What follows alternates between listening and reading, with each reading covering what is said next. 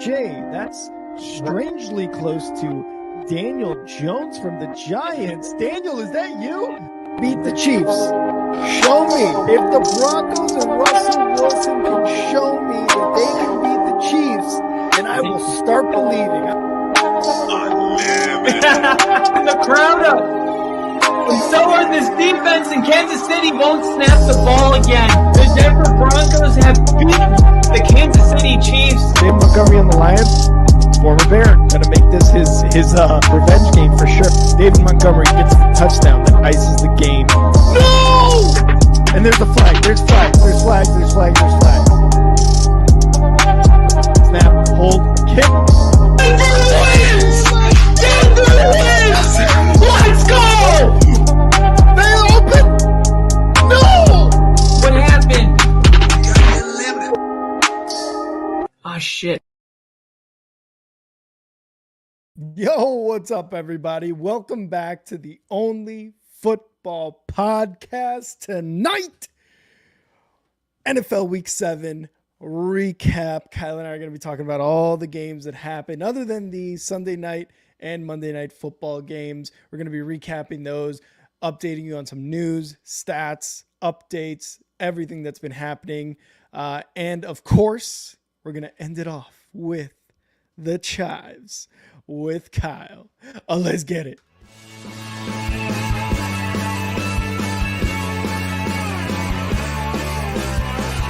America is football. Football is America. If you don't like it, you can kiss your candy ass. For the moment in time, I don't give a damn. Oh my god! No! You loved it.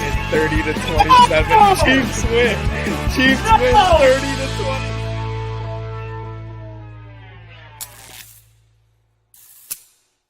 Woo! Ladies and gentlemen, welcome to another edition of the Only Football Podcast. Week 7 edition. I'm Kyle, and that's Rick. I'm Rick, that's Kyle. And we're going to be going over all of the games that happened, and I feel, much like my fantasy team, I feel like I have a lot of clarity right now.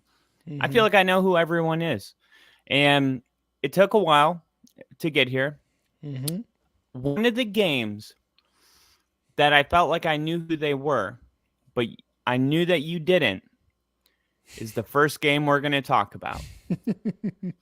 It's the Denver Broncos and the New Orleans Saints. Wrong.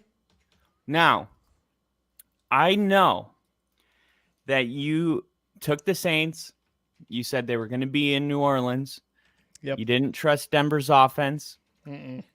And all I'm going to say is in the last 4 games, Denver is 8th in the NFL with points per game. So we know they have a top defense. I think the best in the NFL. Yeah. Baron Browning. Denver has if you look at the top 10 sack leaders in the NFL, Denver has 3 players on it.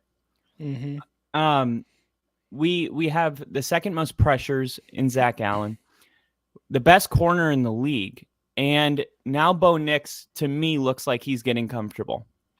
Now, what's really impressive, to me at least, is that he's able to win as he improves, which is, to me, all that really matters is, okay, I get it, but are you a winner? Do you have the it factor that you can not play your best game, but still win the football game when it's all said and done? Limit the costly mistakes. Be the leader that your team can look to and be like, this is the guy that is in charge. Can you take command of your offense as a rookie? So far, Bo Nix is checking all of my boxes. Now, is there room for improvement? Sure. Yeah, there's room for improvement. But we pulled up his stats next to Patrick Mahomes. They're identical. Now, here's the thing. Of course, the Chiefs are undefeated. They're back-to-back Super Bowl champions, and Mahomes is the better quarterback. But that's not really why I think that chart is valuable. The value I find in it is that Patrick Mahomes is given a pass because he's Mahomes. Yep. But scoring is down all over the league. Like all of the quarterbacks are struggling to put up monster numbers. And then when our rookies don't, we're like, they're washed, they're bust, they're not going to pan out. It's contradicting because we are kind of just rolling with it with all of our superstars that are doing the same thing right now. And Bo Nix is definitely a threat running the ball. I think he had 70 rushing yards in this game, which is becoming a normal thing for him to have at least 50. I know that when he was scouted, he's a lot faster than he was scouted as. And his arm, I think, looks just fine. I know they said he doesn't have a strong arm. The media just says something enough times and people just start saying it. I saw him throw a 65-yard pass off his back leg. I don't need him to throw any farther. Like, that's good enough. All right. So you check that box. I don't want to ever hear about the arm strength. It's a dumb conversation. The age, another thing I don't care about. All in all, I'm looking at this Denver team right now, and I think they've clearly separated themselves from the bottom tier of teams where they've been stuck at for the last 5 years. They are now into a medium tier where we don't know what their ceiling is. We think that their ceiling is probably the wild card round of the playoffs right now. But we know that if you run the football, and Denver in their last 3 games is running the football very effectively. They are 10th right now, 2, 4, 6. No, they're 8th in the league, 148 yards per game in their last 3. They're running the football. They're playing defense. Bo Nix, 1 interception in his last 4 games, and you happen to see it in the first play of the Chargers game. Now, I don't know like what Denver's going to ultimately be at the end of the year, but what I do know is they are definitely improving every single week. Their defense is not regressing, and their offense is getting better. We have the Panthers coming into town next week. Kind of a tune-up game. I'm hoping so. I'm starting to feel more confident about beating these type of teams like the Saints and the Panthers. And then we go to Baltimore. And that's when we're going to know where this team is one way or another. So I feel like Denver is definitely out of that tier. They're 11-5 in their last 16 games. Sean Payton has definitely brought a winning culture. It took some time. We knew it would. You cut a person that's $240 million. You take the largest cap hit in NFL history. You make no free agency signings besides Josh Reynolds. I mean, Sean is doing what a coach is supposed to do. He's getting the most out of his players. We are 1 win away from our over on our win total going into the season. I said, if the Broncos don't get 5 wins, I'll put a Patrick Mahomes jersey for there. You know why? Because I knew that wasn't possible. I knew that was absolutely, unequivocally never going to happen. I would never make a deal like that if I thought there was a 1% chance. Sean's a winner. And right now, this team actually is starting to feel like we win more than we lose. And I'm excited to see where this thing goes. And Bo Nix, as long as he keeps improving, this team could actually be feisty. Don't think it's going to happen this year as far as big games like conference championships. But if we just make it to the playoffs on a rookie quarterback with limited talent, that says a lot about where we're at in Bo Nix's future. 100%. And a huge shout out. We got Daniel Berry and Crafty in the chat. What's up, guys? So the reason I picked the Saints in this one, I thought there was that home field advantage. I thought Alvin Kamara would be a factor. Clearly was not a factor. The Broncos defense shut these guys down from pretty much beginning to the end of the game. I think the Saints scored a field goal in the second and then scored a touchdown in the fourth, kind of garbage time touchdowns there. So 100% total yardage, 271 that game, led up by the Broncos defense. The defense is just, it's suffocating. It's one of the top defenses in the league. In terms of yards per game, you guys are third at 282 so far for the year. And only Tennessee and Houston beat you guys by 10 yards and then by 5 yards. So the margin isn't huge. Like, these are top defenses in the league right now. I think the Bears are like 5th or 6th or something like that. So these are top defenses in the league. And when you're able to do this, I mean, it's going to be hard for anybody to get going, especially Alvin Kamara, who's having a really good season, or was having a really good season to start off this year. But yeah, credit to the Broncos defense, because they did an amazing job kind of shutting these guys down. Now, obviously it was Spencer Rattler. There was no Chris Olave, but that doesn't mean that it shouldn't be expected to win these types of games. Whenever people say like, oh yeah, but this, but that, it's like, why there shouldn't be excuses made. It's like, these are NFL teams. These teams are in the NFL as well, right? It's not just because they're better. It's still an NFL team. The talent level is somewhat the same. Obviously, it's the NFL, so there's going to be a 1 and a 32 category and ranks. The offense, the running offense for the Broncos is doing extremely well. Again, the Saints really couldn't get much done on offense. It was difficult for these guys to do anything. But the running offense on the Broncos is really good. You said it. Bo Nix is a huge threat with his legs. 50 yards plus every game, it seems like. In this game, he had 75 rushing yards. He was the second leading rusher behind Javonte Williams. He had 2 touchdowns this game, by the way. Welcome, Javonte Williams. Welcome to the 2024 NFL season. It's like, it's finally like, let's go. Exactly. There he is, 33. He had his first like breakout game since, I don't know, do you want to say since before he got injured? Because it feels like it's been that long.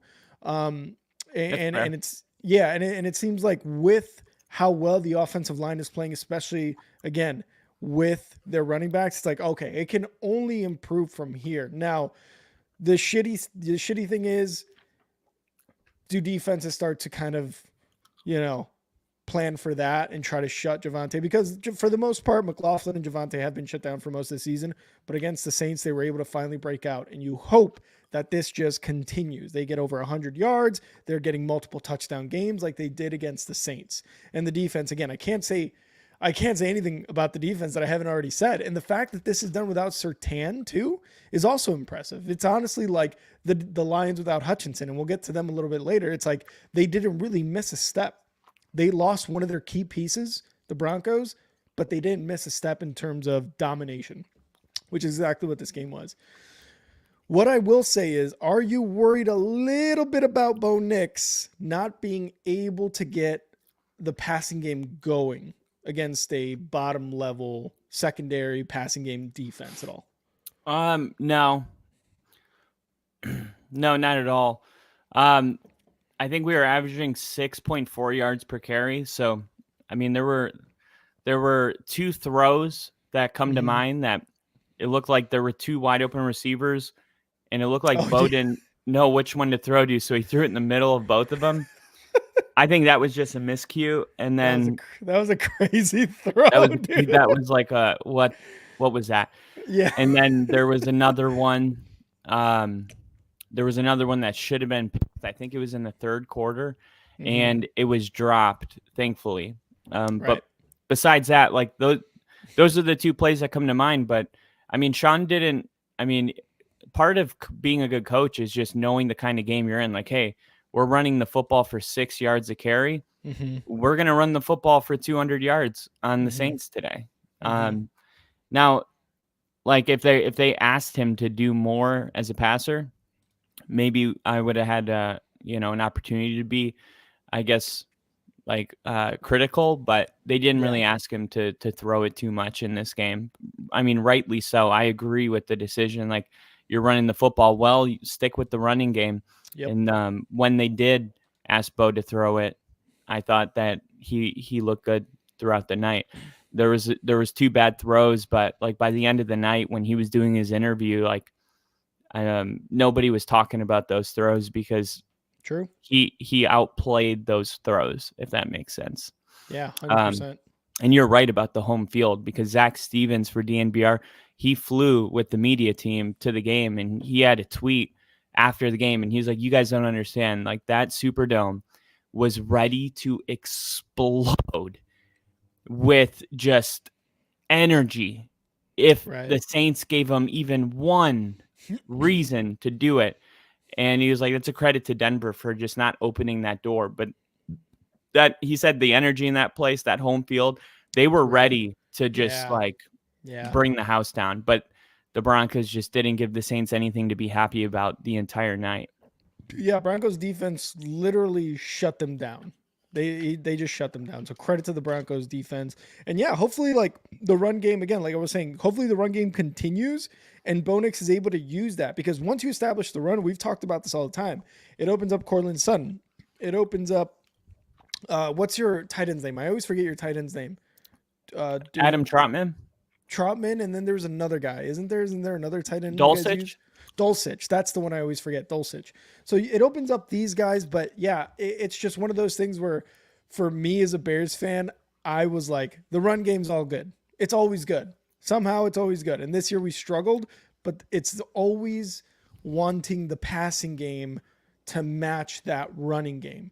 Obviously, with rookie quarterbacks, it's a different story. And I was dealing with guys like Mitch Trubisky, Justin Fields, and Nick Foles and Andy Dalton, who were already somewhat veterans in the league. So I was like, why isn't the passing game good? So I guess that's kind of why I was asking, because that frustration in me with the Bears of the last few years, it just like, I can see that sometimes with some teams. It's like, why is our running game so good, but we can't torch these guys in the air, you know? But again, that's going to open up completely if Javonte Williams and McLaughlin continue getting these big gains every carry and get multiple scores a game. Yeah, they had 12 rushing first downs and they had 9 passing first downs.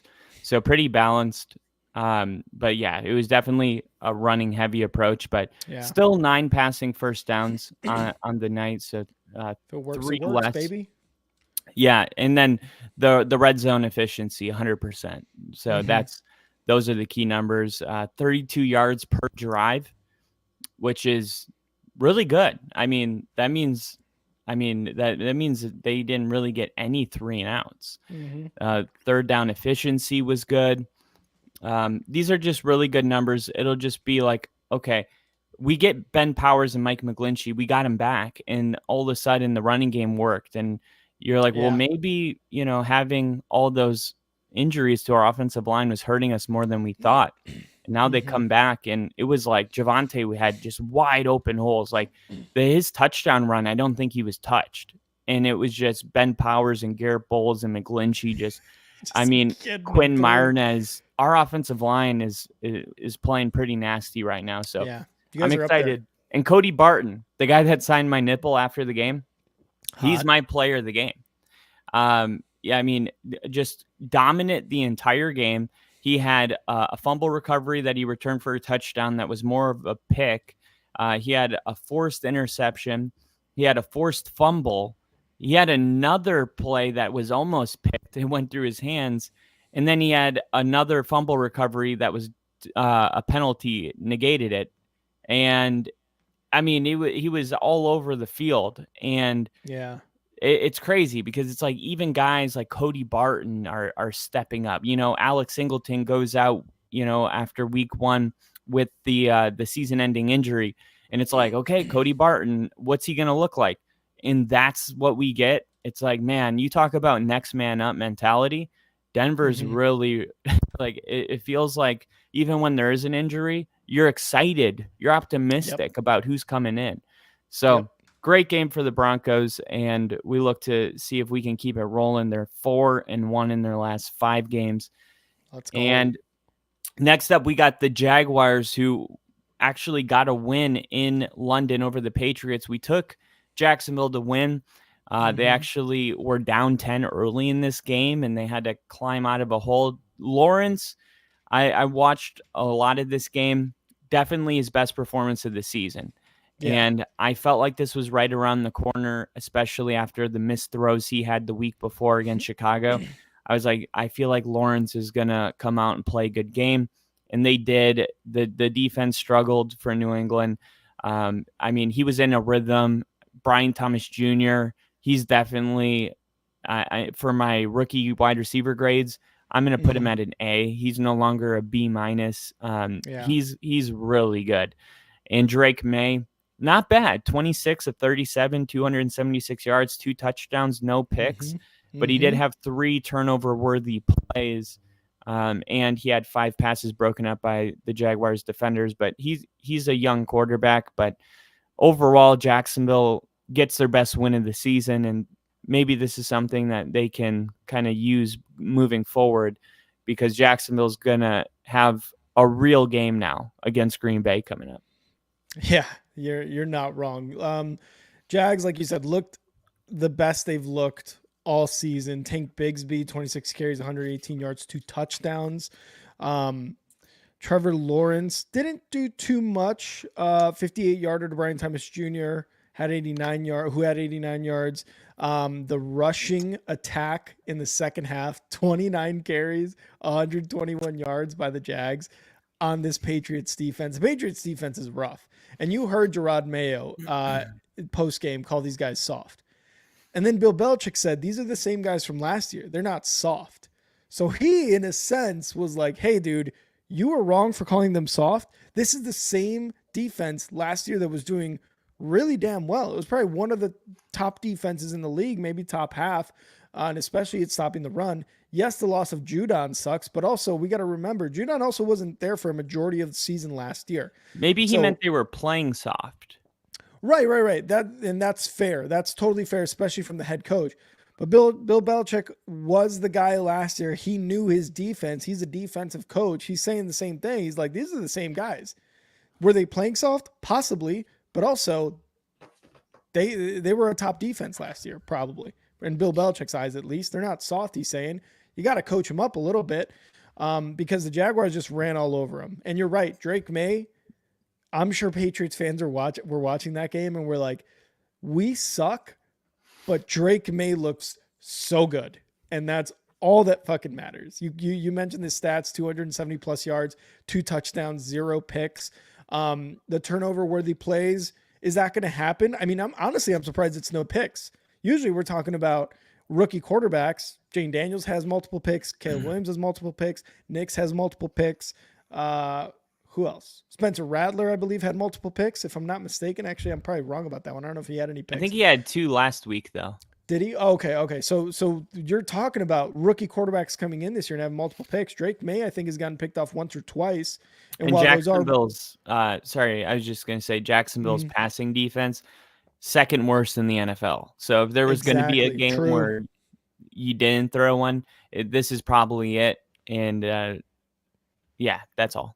Yeah, no, great point there, because these rookie quarterbacks or just quarterbacks in general, having really great success against the Jags. So again, impressive by Drake May. And again, if you're a Pats fan, in your mind, you're thinking this team is going to be good in about 2 years. Once we have another top 5 pick this year in the draft and we get whatever it is that we get, whether it's a Travis Hunter, whether it's a offensive lineman, another position player, star player type of guy, something like that. You're at least hopeful. But the Jags got a much needed win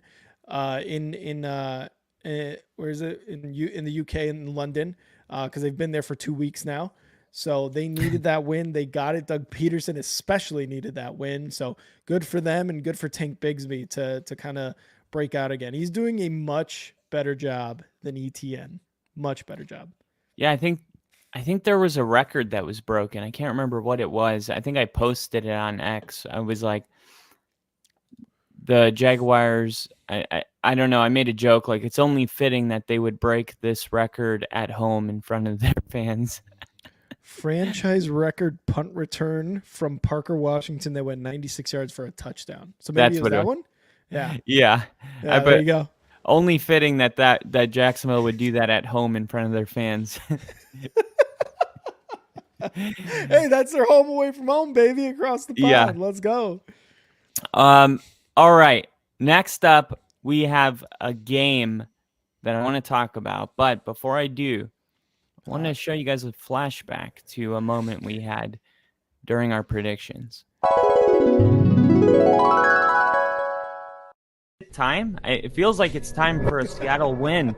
I've been against them the last 2 weeks. I've been right the last 2 weeks, and now I'm feeling like the alarm's going off. and it's time for Seattle to get a win. They're not going to just keep losing. They do have a good enough team to win, so it feels like it's time for a win, but I'm going to go Atlanta reluctantly. What? Bro, what are you talking about, man? The Seahawks got back on track with a critical NFC road win by taking the Falcons down 34-14. The writing was on the wall, and I could actually read it. I just couldn't stick with it. Now, I don't know why, because after that game, I proceeded to place a bet on FanDuel for the Seahawks to win. I don't know what happened in that moment, but I do know that the reason I the reason I felt Seattle was going to win is because the way Atlanta's been winning is just not sustainable. And weirdly enough, the last team to do this type of winning was the Vikings with Kirk Cousins, where they ended up with like 10 wins with a negative point differential. And you look at the way Atlanta's winning, and it's like these last second crazy wins where they have a 2% chance of winning. And I'm like, okay, Seattle's coming off a couple bad losses, but this just felt like a get right game for them, because although Atlanta's winning, it feels like they still have a lot of room for improvement. They haven't had, in my opinion, a game where you're just like, damn, Atlanta's the best team in the division. Like, to me, that's always been Tampa. And they were on a 3-game slide going into this game, because they lost to the Giants and they lost to the Lions before that. And then after the Giants, I think they lost to the Niners. So I think it was Thursday night they lost to the Niners. So they had extra rest going into this game too. But yeah, wait, was that game on Thursday night? No, are you talking about the Seahawks or Seattle? Oh, Seahawks, my bad. Okay. Yeah, that one was Thursday night. Yes, it was Thursday night against San Francisco, so the Giants and Detroit. Yeah, so they had a little bit of extra rest. Yep. And they came in and they definitely kept the Falcons in check. Atlanta wasn't able to get anything going. They had negative 0.46 EPA per play, 3 turnovers. The one bright spot, if you're a fantasy football player in this, is Kenneth Walker. Kenneth Walker is the real deal, man. And I remember I drafted him when he was a rookie, and he was doing really well for me. And then he got hurt, and this is kind of feeling like his season. I mean, it was his birthday too. He turned 24 years old during this game. Oh, wow. And he had 82 carries, 82 yards on 15 carries, 50 yards coming after contact. He forced 6 missed tackles, and he also gained 4 first downs. So a huge reason Seattle got this win is Kenneth Walker. But for the Falcons, man, it's a pretty bad loss at home in front of your own fans. And I'm going to give credit where it's due, and it's got to go to head coach Mike Macdonald, because we are very critical of him when he's not doing well. And then his defense has a performance like this. And I knew that he was a really good defensive coach, because we played the Seahawks week 1, and I'm just watching the way Seattle was flying around and their open field tackling and how confusing their defense looked. And I was like, this is going to be a top 5 defense. For whatever reason, they just let up in a big way. And that was a big reason they were losing. Their defense was just giving up a ton of points. I think we're all like, oh, Seattle got back on track. No, Seattle's defense got back on track. And Mike Macdonald is a huge reason for that. They ran the football well, and they played great defense. And that is going to be a reason that's going to get 90% of teams a good win. I mean, you look at the NFL opponents per game: Chargers, Pittsburgh, Denver, Chicago, Chiefs. Those are the top 5 teams in the league that hold you to 17 points or less. And it's not a coincidence that those are the teams that have winning records, besides the Chargers, because they're kind of just an anomaly this year. That's the Chargers charging, which we will definitely get to it later. But you talked about the Seattle defense and forcing 3 turnovers in the fourth quarter, one of which you scored on, which was a strip sacks, fumble 6. That is going to get you the win 10 out of 10 times. On the other side of that, Kirk Cousins turning over the ball 3 times, not great, right? You fumble it on a sack, you throw 2 picks. I don't know, what is it more credit towards the defense of Seattle? I would say so, because Kirk, for the most part, in those moments is I'm not going to say is a Tom Brady type, but he's pretty reliable. So the Seahawks defense definitely stepped it up. You hate those losses against San Francisco because it's a division one. The Lions, not a bad game. It's just you lost by double-digit points, which, I mean, was a little bit closer than what the score was saying. And then the Giants one. Sorry, Bill. By the way, shout out Bill's in the chat. What's up, Bill? That one is one you wish you can have back, because your defense was playing for the most part pretty well, but it just, like, the offense could not keep up with it. But yeah, credit to the Seattle Seahawks defense. And you called out Kenneth Walker. DK Metcalf also had 99 yards and a touchdown on 4 catches. Kenneth Walker was hurt earlier, but he is coming back with a force now. So credit to them. Derek Hall was the one that had that 64-yard fumble 6 after the sack. So, credit to them, that defense. And then for the Falcons, Bijan Robinson was like the star of the Falcons team this game. He had, what was it? Let me see. 143 total yards and a touchdown. And you also had, I believe, Algier kind of pitching in as well. So those guys were the bright spots on the Falcons in a very, very shitty loss for them. Yeah. And for Atlanta, it's going to take time. It's going to take time. They add a ton of new pieces.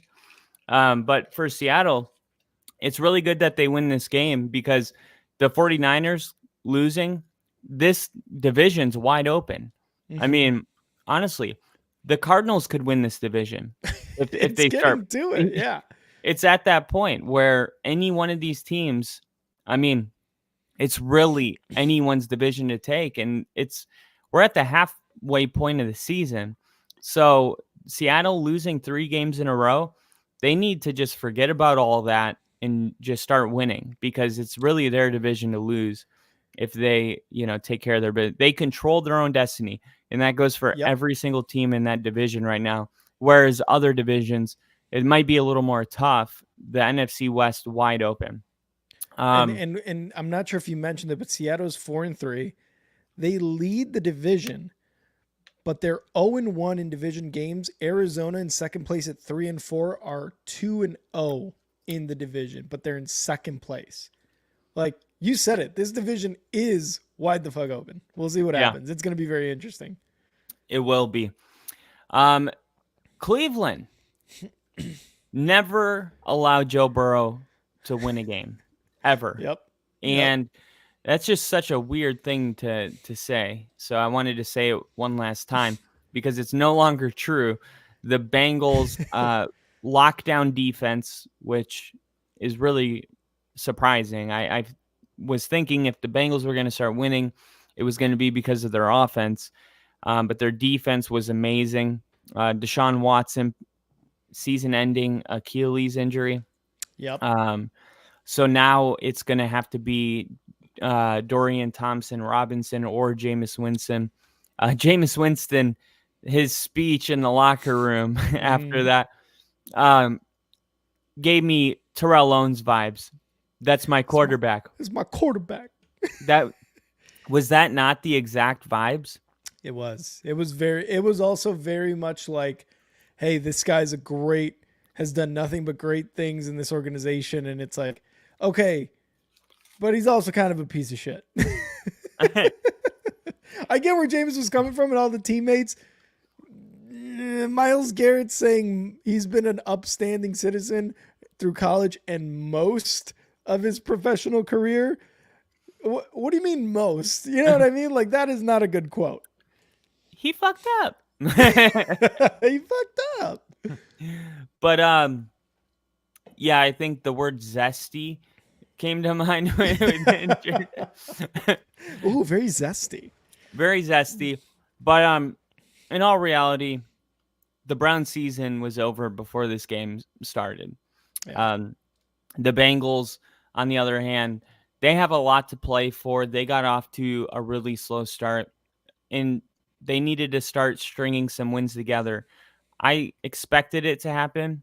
It's still not the type of win where you feel good about the Bengals, No. just because the offense couldn't do anything. I mean, T. Higgins had a 25-yard touchdown grab, but it was like last week they won because of a punt return.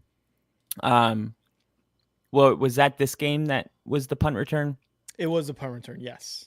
So, I mean, Cincinnati right now, they're still, it was Charlie Jones who returned the opening kickoff in the first half.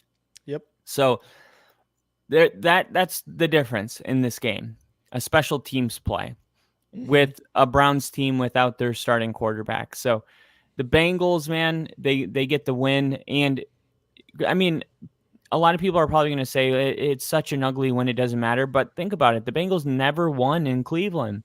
There's something to be said for that. So I don't know if it's the environment or the fans or just it's a hostile environment. I said the same thing 3 times, but I don't know if that's why. But for what it's worth, the Bengals did something that they haven't been able to do even when they were really good. So a win is a win. It's the NFL. Every week is hard. And the Bengals are at least winning these type of games where in the beginning of the season they were losing them. Yeah, I'm not. God, the Bengals won. You're right. And I have to look at this in that sense because it's like the Bengals winning in Cleveland this past week is like the Bears finally having their franchise quarterback. It's like it's never happened before, and now it's happening, right? So you got to look at that and be like, yes. It's just the way in which they did it. Like it didn't, like you said earlier, it didn't inspire any confidence in them going forward. They are still they're 3-4 now, so it looks like they're starting to turn it around. Regardless, this win, if it is the win that kind of gets them back into the race for the AFC North or just for an AFC playoff spot, it was a much needed win, no matter if Deshaun Watson was in the game, if he's out of the game, if the Cleveland Browns are giving up a ton of yards or aren't giving up a ton of yards on defense. Like, a win is a win, and this might be what jumpstarts the Bengals. Now, we talked about the what was it? The punt return, right? Yeah, the kickoff return. The kickoff return, yeah. It's just that was pretty much the spark because in the first half, Bengals totaled just 86 yards of offense. It wasn't until the second half. Ja'Marr Chase and T. Higgins each scored a touchdown in the third quarter. The touchdown from Charlie Jones, which was a 100-yard kickoff, was the one that was the 100 yards, the opening kickoff touchdown. So it was Charlie Jones. That's the name I was looking for. But again, it was like, what is this offense doing? 86 yards in the first half? Like, that sucks. But hopefully, again, this just continues to elevate Joe Burrow because Joe Burrow is the only reason this team is like in playoff contention year in, year out.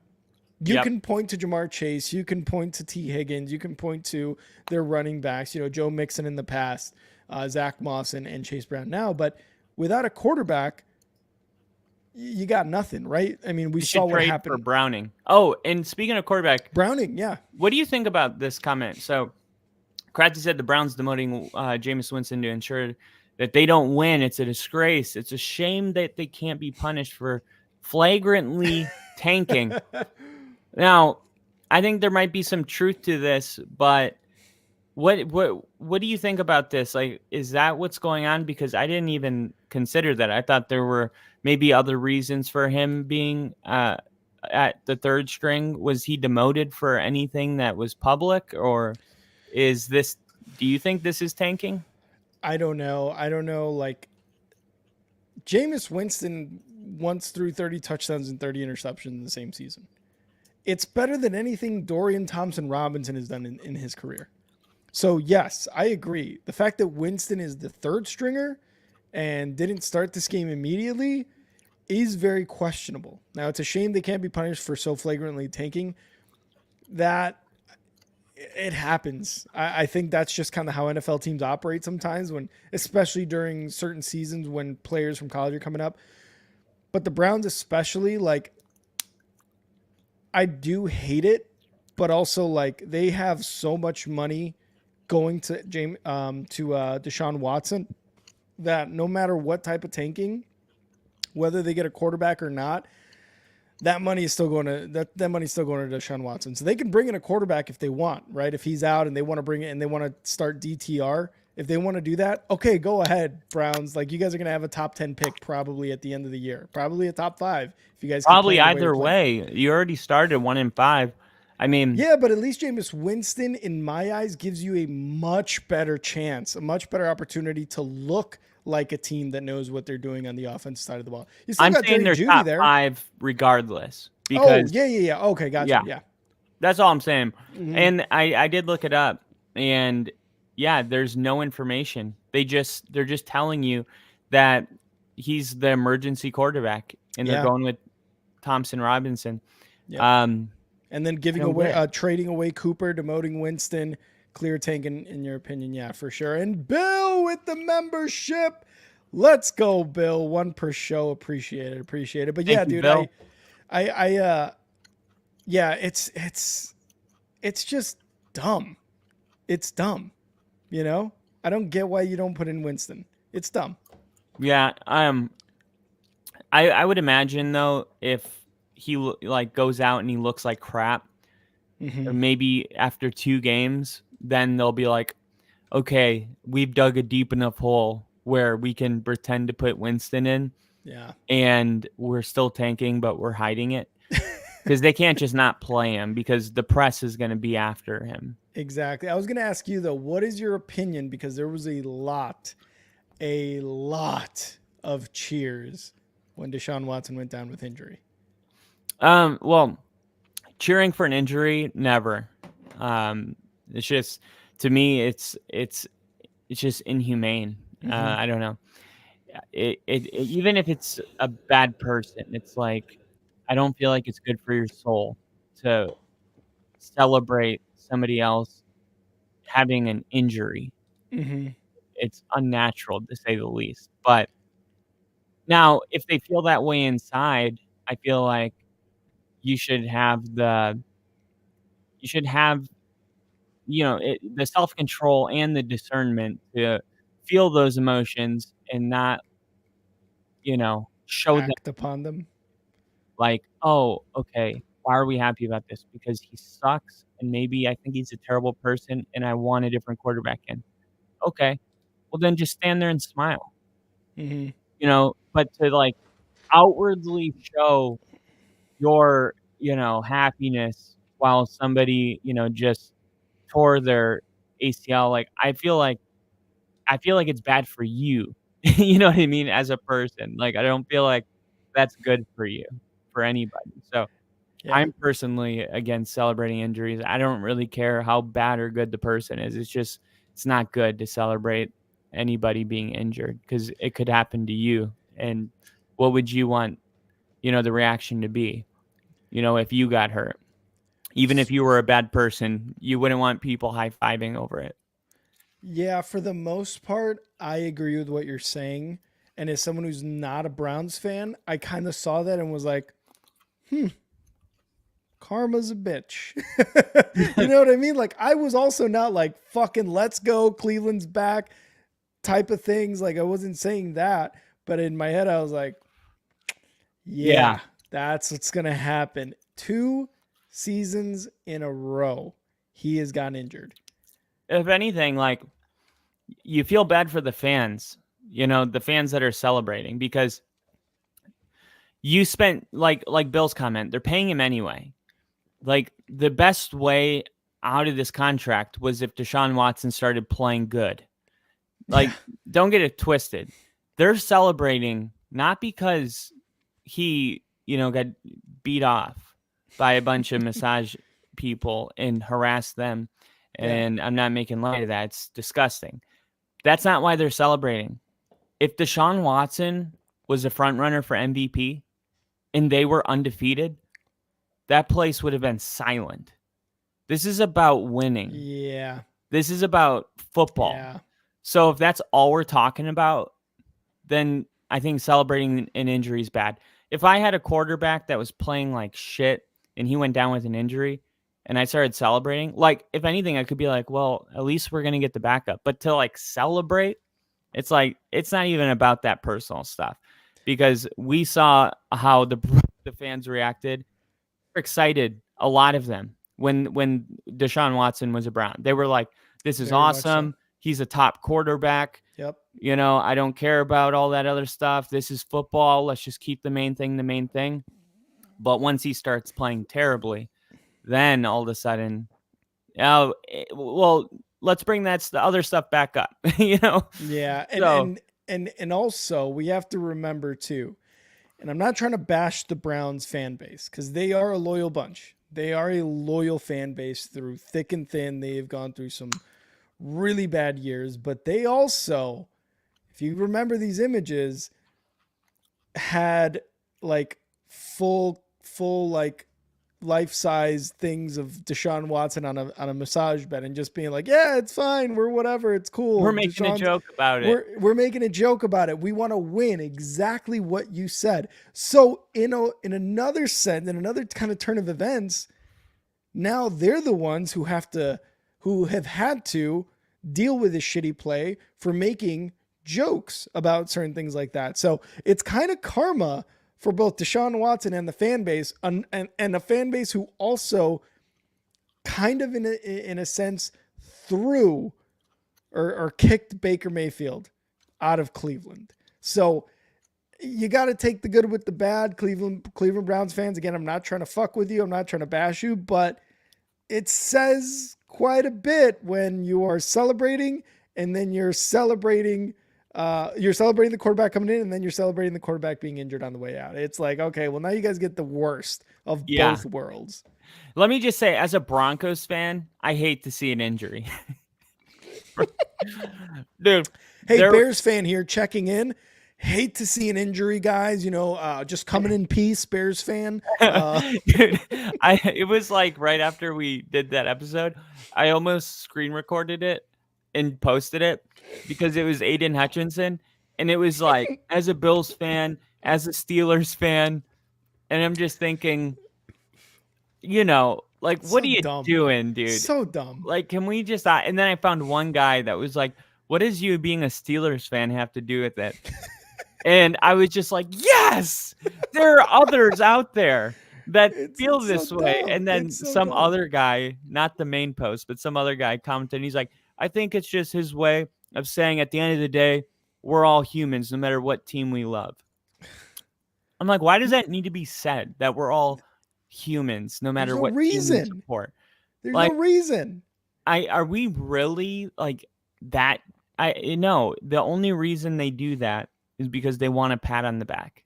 I am convinced Exactly. that if you remove that, because then there's no reason to bring it up, right?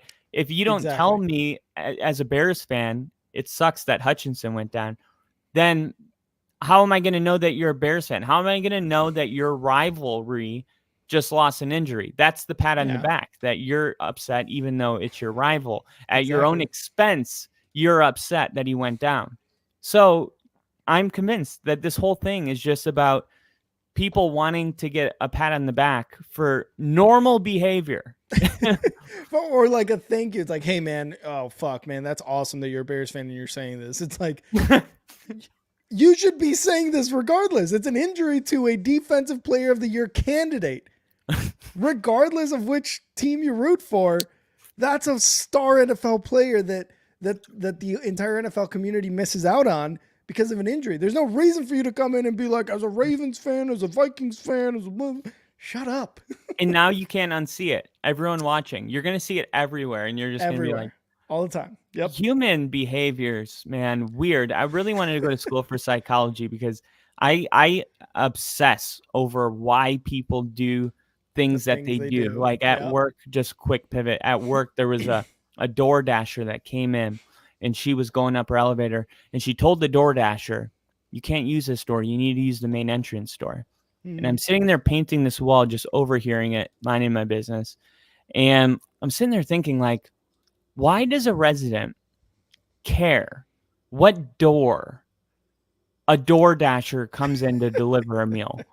Like, how do you get to that point in your life where that's what you give a shit about? That's old people shit right there. Yep. And I'm around it all day. I'm Oh, around it all day. That's one example. I could give you hundreds. yeah. I almost got a counseling situation today because I went into a room. She said her fridge was making noise. I asked her to explain it. She ended up writing this thing in that I was drilling her, trying to get information, and then I'm not allowed ever to go in her room again. I'm like, she said, you should have been a public attorney. And I laughed and I said, my mom told me that growing up. And then we moved on. She even wrote in her little counseling message, she put, I tried to make a joke to make it lighthearted, and he didn't even respond. I'm like, what? I told you my mom. Like, she just lied about everything. And then she said I came in on Saturday, and she said her fridge was leaking, and I put my hand in the air and said I'm busy. I didn't even go to work Saturday. Like, I'm like, seriously, these people are like messed up in the head. And Kyle and I being in the Navy, we know those type of people too. People. So I just wonder, like, why people do what they do, how they care about the things they care about. I'll never entitlement. Sometimes it's a sense of entitlement. But speaking of a sense of entitlement, I feel like Josh Allen is entitled to MVP this year. I'm going to go back on the Josh Allen MVP train because he's doing it all. He's doing it all without anybody. Now, they did bring in Amari Cooper. And he did not poop the bed. He actually made a positive impact in his first game. He had a touchdown, 66 receiving yards. I called it. I said Amari Cooper's smart enough as a wide receiver that he's going to come in and make an immediate impact. Imagine what this can become. 66 yards and a touchdown in his first game. Mm-hmm. I'm excited. I bet Josh Allen is really happy. This might be an upgrade from Stephon Diggs. I know that sounds crazy, but Amari Cooper is that guy. You got to keep in mind the quarterbacks Amari Cooper's been playing with. He was with the Raiders with, terrible, just all of it. Derek Carr was the best, I guess. And then he was in Cleveland, and that's been a nightmare situation. And then before both of those, he was with the Raiders. Well, I guess the Raiders, I already said that, but I was thinking of the Vegas Raiders. He was with the Oakland Raiders. And back when they were in Oakland. Yeah. So Amari Cooper has never had a quarterback like he has right now. It might be late in his career, but he's only 30 years old. I'm excited, man. I think this could be huge for Amari Cooper. And I think when you counter in the type of player he is, as far as like the positive impact he makes in the coaching room and the young receivers, because they have a ton of young receivers, Shakur and the Florida State receiver, a lot of youth. And now they have somebody that can actually give those guys some kind of direction. And I just think this is going to be, Amari Cooper is going to be better than we've ever seen him. And now all the other receivers are going to start being better than they've ever been too. I think this was such a great trade in Buffalo. They overcame a slow start, but 34-10 to wrap it up. And I think Buffalo is going to start rolling teams. And also, Josh Allen hasn't thrown a pick yet this year. Still no pick. You would think that it was Dallas against Cowboys. this defense. I was going to say Dallas Cowboys. I was going to say, you see it? I was like, why do I want to say Dallas Cowboys? Yeah. And then I was like, no, that's Cook. That's Brandon Cooks. And I was like, no, it's not. Him too. Yeah. Yeah. No, it was the Cowboys. Thank you, Bill. I was so close to saying it. It was like that Atlanta pick. I almost picked the Seahawks. Bro, what? Bill said, I'm still your Jamie. Appreciate it, Bill. But no, you're right. You would think that Josh Allen would have thrown a pick against this defense, the Tennessee Titans, who are still like number one in yards per game, defensive wise. I don't know about points per game. I think this is definitely gonna bring them down a couple spots. But it was definitely like a very questionable, worrisome start because the first half was rough for the Bills. Josh Allen was, 4 of 11 passes in the first half. But then the second half came 258 yards, 2 touchdowns, including the one to Amari Cooper after. I don't know if you saw that, but Amari Cooper was lined up, I think on the inside and Keon Coleman on the outside. And he like asked Keon Coleman something, or they saw some sort of communication, and Keon Coleman just kind of went like this or did something. And then on that play, he said hike the ball, went in the end zone, touchdown pass. I didn't see that, but that's exactly what I'm talking about. Yeah, they asked Keon Coleman. They're like, "Hey, you were communicating with Amari Cooper there on that touchdown pass. What, did he not know the play or something?" He's like, "No, man. I mean, it's communication. Communication is the name of the game, and that's how you got to win games."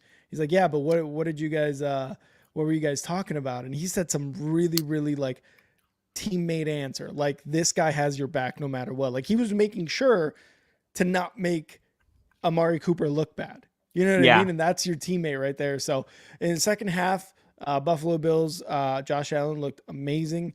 Tennessee Titans, even with Mason Rudolph, who is probably a safer, more game manager type of quarterback in this offense than Will Levis, only scored 10 points.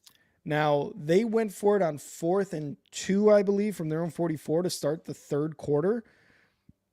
That failed from their own 44-yard line. That failed. A few plays later, Buffalo Bills get a touchdown. You look at a play like that and you're like, what? Brian Callahan, what? What are you doing? It's you're in your own field. Like, at least get past the 50. Bro, what are you talking about, bro? Bro, what you talking about, bro? So yeah, I don't know. Our video. I'll have to yeah, that'll be funny. Bill, he's gonna have to go back and watch because it's really funny. It's during the Falcons Seattle game, Bill, just so you know. But very questionable call there by Brian Callahan in Mason Rudolph's first start of the year. And the defense didn't look good. It's just the Tennessee Titans are one of those teams that are also going to have a top 10 pick this year, and they might want to go quarterback. All right. Super Bowl legend from Super Bowl 50, Brandon McManus hits the game-winning field goal. He drills a 45-yarder. As time expires to give the Packers a 24-22 victory, he actually made the kick, but they called a timeout. Yep. And it was like, oh, man, it's always ballsy because if the kicker misses the kick and you call a timeout, you just gave him a second opportunity. And it's just like, it's such a nerving experience watching the whole thing. So they called a timeout. McManus has to think about it. And then not as good as the first one, but good enough to win. And I thought Jordan Love looked really good. As usual, honestly, Jordan Love's numbers, he should have had 300 yards in this game because to close out the first half, he threw an 80-yard pass. I mean, it was everything he had. And Jaden Reed just dropped the ball, right? You saw it. I was driving. I guess the ball hit my dad. Was on the phone screaming. Yeah. And I'm like, what? Yeah. And he's like, this fucking guy, Reed. And I'm like, no, because that's my fantasy receiver. So now we're both just screaming. Yeah. So I guess that would have been a huge play. Reed ended up finishing with 3 fantasy points. But this was really about Jordan Love versus CJ Stroud. And even though Jordan Love's been in the league longer, it feels like these are 2-year 2 quarterbacks. And I know you went Houston in this game. I went with the home team, and it could have gone either way. I mean, they missed that field goal, and the Texans get it done. I mean, the spread in this game was 2.5 points, and Green Bay won by 2. I mean, it was that close of a game. And Stroud, though, not good. And you know this better than anybody. 10 of 21, 87 passing yards. And as much as we're going to say, I thought this was one of those games where Jordan Love, once again, is separating himself from the other top 10 quarterbacks. And he's in that top 3. Right now, Jordan Love and Lamar Jackson. Those are the two quarterbacks that are playing at the highest level in the NFL. I think Jordan Love's gone, I don't know, it's something insane, like 12, 18 straight games with 2 touchdown passes. Like the longest current streak in the league. Just insane numbers. And I know that we've kind of just, when a quarterback looks really good, we stop looking for them to improve. But I still see Jordan Love improving in his decision making. It really does feel, I saw a meme that perfectly explained Love. It's got the 2 angels on each side. One of them is Aaron Rodgers. The other one's Brett Favre. And Jordan Love, like, he has that gunslinger in him, but he also, like, he'll make a bad decision, you know? But you almost want your quarterback to make a couple bad decisions. I know that that's the part that no one says out loud, but you kind of want that aggressiveness in your quarterback a little bit. You don't want it to be their whole game, but you want them to have that, you know, a couple plays a game where it's like, how did he fit that ball in that window? You want your quarterback to believe that even if it's tight coverage, that there's always a way to throw a perfect ball. And sometimes it'll cost you. And like you're seeing Josh Allen, he had to kind of reel it back in. I don't feel like Jordan Love's at that level where it's hurting the team. I think it's a really good balance.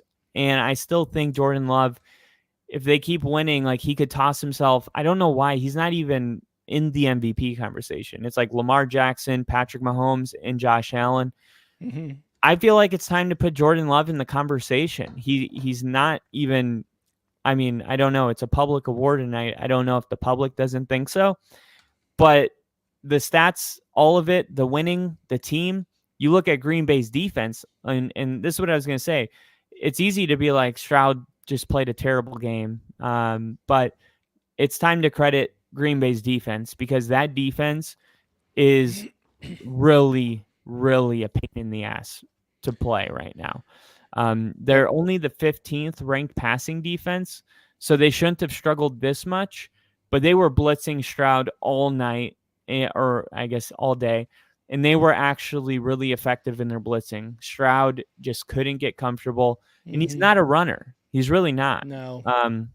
He wants to throw the ball, and there just wasn't time in this game. The offensive line wasn't holding up, and Green Bay's defense is, I mean, I think this and the Lions, these are the 2 most complete teams in the league right now. I would say the Ravens, but there's certain aspects to the Ravens games that are very bad. Their passing defense is one of the worst in the league. Lamar is not passing the ball, you know, for 2 touchdowns. They're a rushing football team that's good at stopping the run on defense. There's other things around that you can exploit. Green Bay and Detroit, they have good running games, they have good passing games, and they have an all-around good defense. I don't know if there's any other teams that are as completed as those 2 teams are right now. So this, Mike, is the Packers, and I'm going to be Kyle. Ready? No, This is the win that, in my opinion, finally puts the Packers in the conversation of a top team. Who else have they beat? They didn't beat the Eagles, and they didn't beat the Vikings. The Texans has been their best win of the season, and it was just this week. They beat the Colts, the Cardinals, the Rams. They definitely beat them last year for sure. Totally agree. Brand new season. The Cowboys are ass. The Dal ass Cowboys. But this is about Green Bay, not really the Cowboys. Absolutely. 100%. But that's what I mean. Like, this is their best win of the year. Now, up there with Detroit, no way. Ravens are a better team. Detroit's definitely a better team. Honestly, the Vikings are a pretty damn good team, and they beat the Packers. Like, if we're talking complete teams, the Packers are not up there yet. Now, am I speaking as a Bears fan? Yes. As a Bears fan, coming in peace. No, this is their best win of the season. Like, if we're going to talk about wins and who they're winning, who they're beating, the NFC North is elite. Yeah, absolutely. They'll be there. They are a lock playoff team, and they'll win. Right They'll now, be an NFC championship team. Right now, absolutely. I agree. This win against this Texans defense was a very, very good win. But it has been their best one of the season. Now, MVP for Jordan Love, he missed 2 games. When we are considering that, I mean, Josh Allen hasn't missed a game. Lamar Jackson hasn't missed a game. Patrick Mahomes, for the fact that he's got more interceptions than touchdowns, also hasn't missed a game and has stayed healthy throughout his career. Luckily for Chiefs fans and really just the Chiefs in general. But yeah, I know you love the Packers. They're your second team below the Broncos. But I can't hop on this Jordan Love MVP Packers top 3 team, top 2 team, whatever. I can't yet. I really can't. This is their best win of the season. Jordan Love is throwing a lot of interceptions. He's got 15-8 touchdown to interception ratio, I should say. And this isn't taking anything away from Jordan Love. What he showed last season, the last half of the season, was nothing but impressive. To go from probably mid-tier in terms of passing touchdowns to second to end the season, highly impressive. You destroy the Dallas Cowboys in Dallas for a playoff win. Extremely impressive. It's just this year he's missed 2 games, and obviously it was because of an injury, so it's not up to him to miss those games. But the Packers also have played some not great opponents. Does that mean that the defense is any less worse? No, because this defense sacked CJ Stroud 4 times. And I'm telling you right now, the Texans, when this draft comes around, or even the trade deadline, they're going to get an offensive lineman, whether it be a guard, a tackle. I don't know what exactly they need. They might need a brand new offensive line. They need to keep CJ Stroud upright. But this defense on the Packers is killing it in terms of pressures, in terms of sacks, in terms of, I believe, run game. They're pretty good at holding the run too, if I'm not mistaken. Regardless, they're good at getting at the quarterback. So credit to their defense. The Texans, for the most part, CJ Stroud couldn't get going. Ask me how I know. I have CJ Stroud on my fucking fantasy squad. Ask me how I know. And I lost my matchup by 10 points. So not a good game for CJ Stroud. He's clearly missing Nico Collins.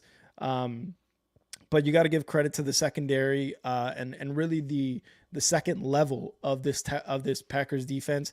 Like you said, they may not have the best passing defense in the NFL. I mean, we're talking mid-tier, but they really put the clamps on CJ Stroud in this game. So credit to them.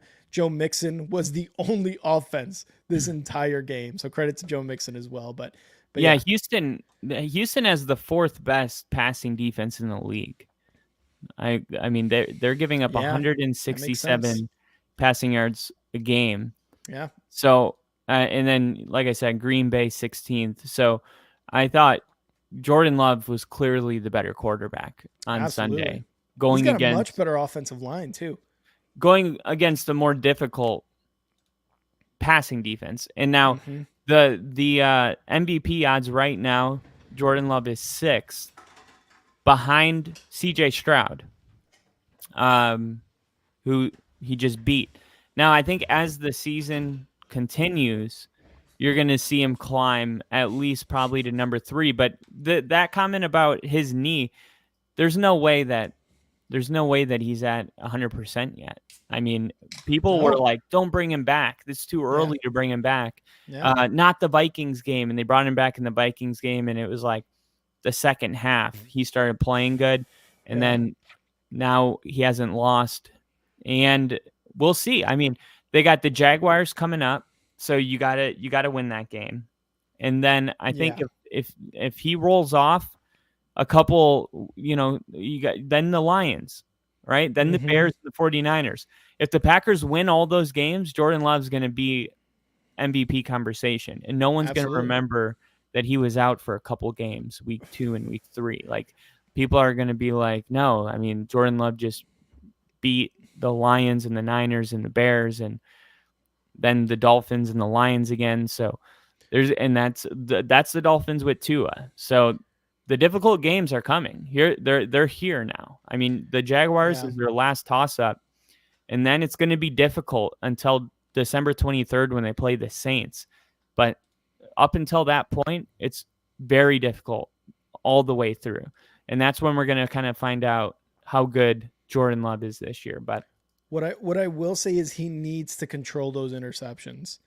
He's already got 8 on the year, and I think he had 10, 11. Pump those numbers up. Those are rookie numbers in this bracket. They are, because he's I think he had 11 total last year. Am I mistaken on that? Or am I last year? Yeah. What was it last year that he had? I'm trying to remember this guy's interception. I'm not that big of a fan. Interceptions. But last year. And that's it. He played the entire season. Really. He did not play good until week 8. He finished the season with, I think, 23 touchdowns to 3 picks in his final 8 games. Yeah, something like that. Mm-hmm. So there was, I mean, clearly there was a moment that Jordan Love had. Yeah. All the greats have had that moment. I know Manning's talked about his moment. He's had that moment. Yeah, he's got to protect the ball. Mm-hmm. I think that is just, you're seeing him get more comfortable, maybe perhaps too comfortable. Maybe he needs to reel it in a little bit, but this comment right here. If he wants some tips on avoiding picks, he can always ask the quarterback sitting behind him. Malik Willis. People are asking the question, Kyle. Is Malik Willis better than Jordan Love? Thank you, Lily. The people are actually officially asking that question. I'm saying, now that you started it. All right. This is going to be the last game the Dolphins play without Tua. And no, Tua's not wearing a Guardian cap when he comes back. He was asked in a press conference about it, and they asked him why. And he said, it's because it's my decision and I don't want to. And I respect his decision. I know a lot of people are kind of giving him a lot of shit for even playing football again. To me, it's a total personal thing. It's totally up to him. And if he wants to wear it, if he doesn't want to wear it, totally up to him. I'm not going to sit here and shame someone else that is making hundreds of millions of dollars. Like, it's dude, I'm not walking away from hundreds of millions of dollars. Like, I'll risk it. You know, we got Navy SEALs risking their life every single day for 70,000. Like, I think I'll be okay. But thank you for your worries. I get it. You guys are good people. You guys are really solid, and you're showing that with how much you care. But in all reality, Tua's coming back, and this Dolphins team is going to look different right away. Yeah. Tyreek Hill and Jalen Waddle, they're immediately going to be back. Now, is it too little too late because of how bad the Dolphins have been? Probably, but the AFC is pretty open. I mean, you got a lot of 2-3 win teams in there. So there's a ton of football to be left. They're going to have to start winning right away because the Colts get this win. The Colts, as I said in the predictions, they're the definition of mediocre. They're like 15th against the run, 15th running, 15th passing. Like, everything they do, they're right in the middle. They're not good or bad, it seems like, at anything. And you got Joe Flacco, who looks good, and then you're like, okay, we're going to go back to AR. AR didn't look good in this game. He completed 11 passes. This is kind of like this is what an actual shit. This is what we've been watching for the last 5 years. For all the people that are giving Bo shit, this is what a quarterback that is way just over his skis in the NFL looks like. I'm sorry to say, it's 11 for 25, 157 yards, no big time throws. We are actually 8th in the NFL in big time plays. We are not seeing any big plays from Anthony Richardson. It's one thing to not throw for 200 yards. It's another thing to have barely 10 completions with 25 attempts and not one throw over 15 yards. Like, that's a problem. That is a serious problem. So I think the Colts need to go back to Joe Flacco. I don't know what their plan is. Like, what are we doing here? Is this a season about finding out if Anthony Richardson's the future? Well, he's like 20 years old, 21 years old. So maybe next year can be that year. Maybe this year is about seeing how far Joe Flacco can take you, because clearly Anthony Richardson's not ready. This Dolphins defense, this is not the Chargers, the Steelers, the Broncos, the Bears, or the Chiefs. this is a defense that he shouldn't be struggling this, massively against.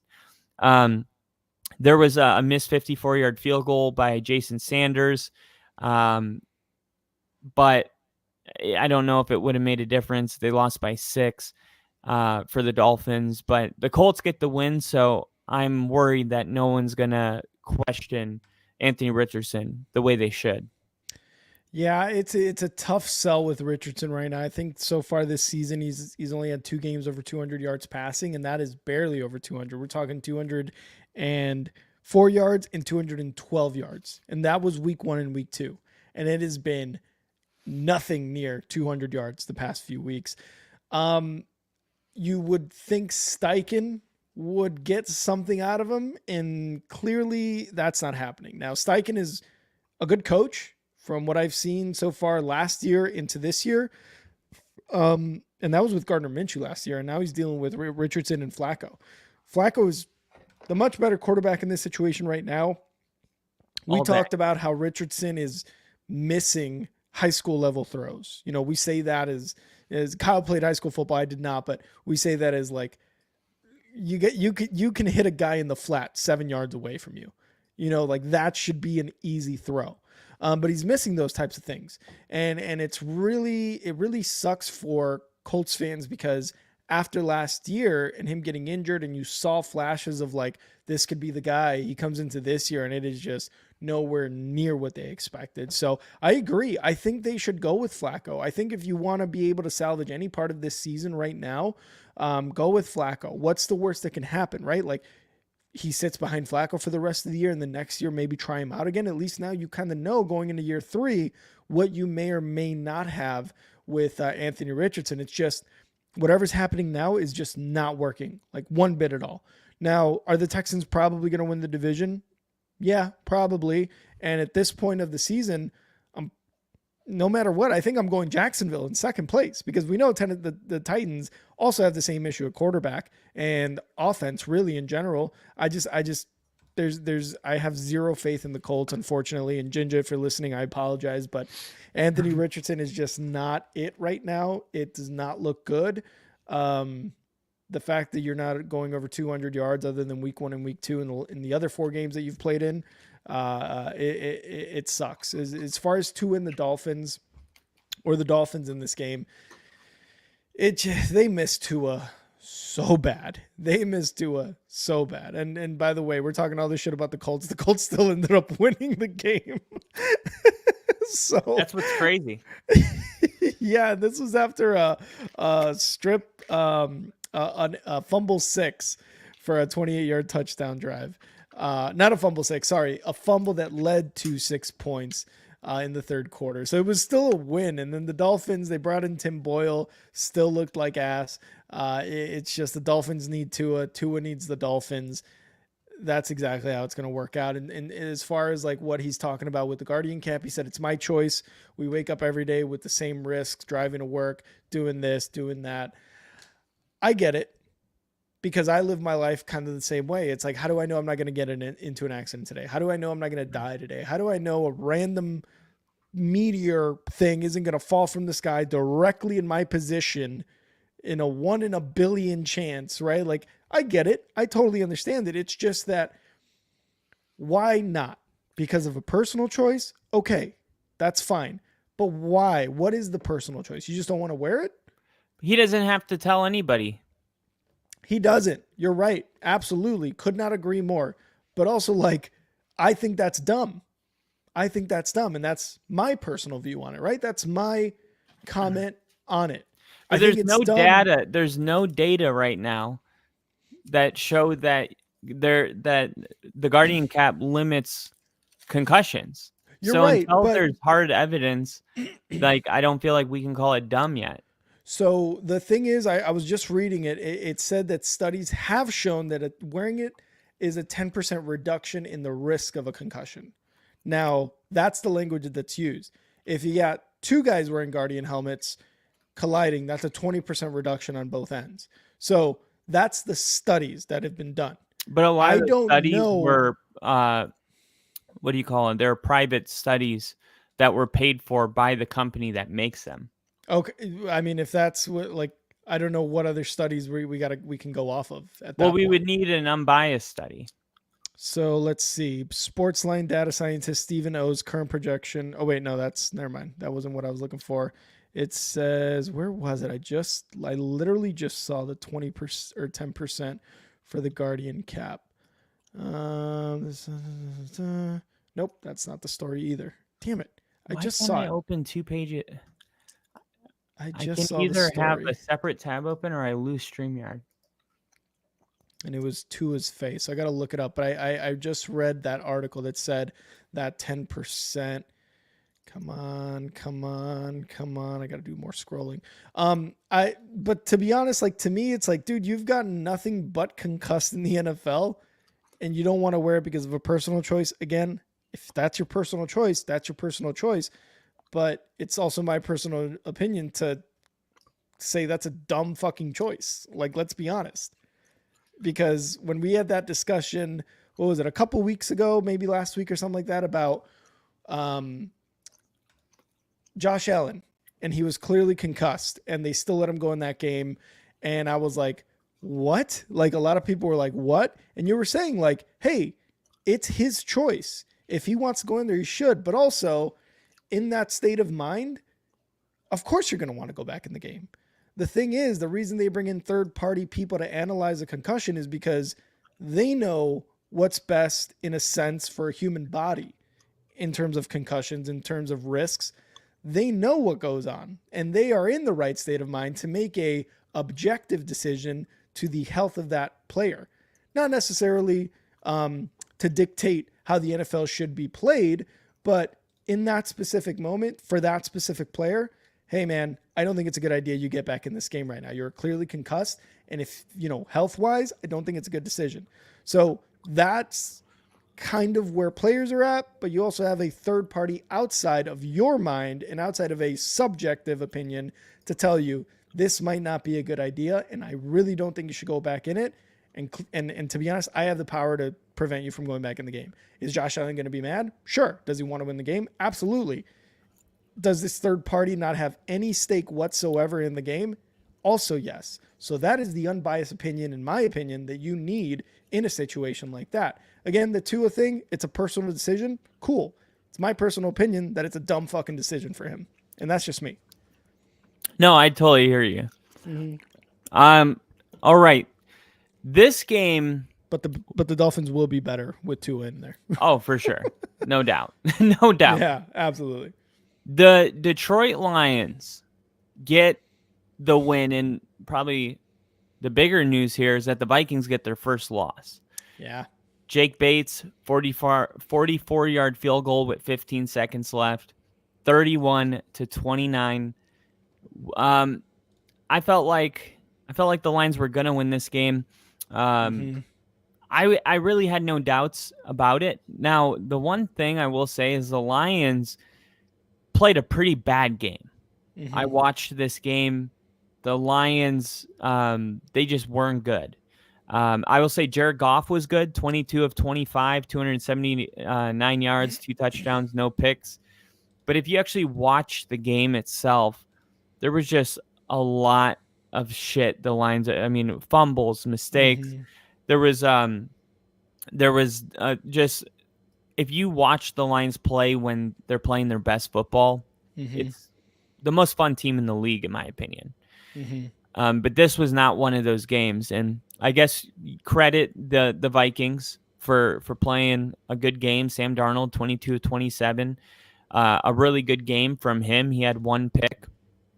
But yeah, the Lions are just the better team, and they're my number 1 team in the NFL right now. So, I'm going to probably be picking them to beat everybody that they play. And I think the Vikings should be really proud of the fact that they kind of hung in with the Lions, and they were at home. I'll say the crowd was really into it. It was definitely a hostile environment, but the Lions, they're just that good this year.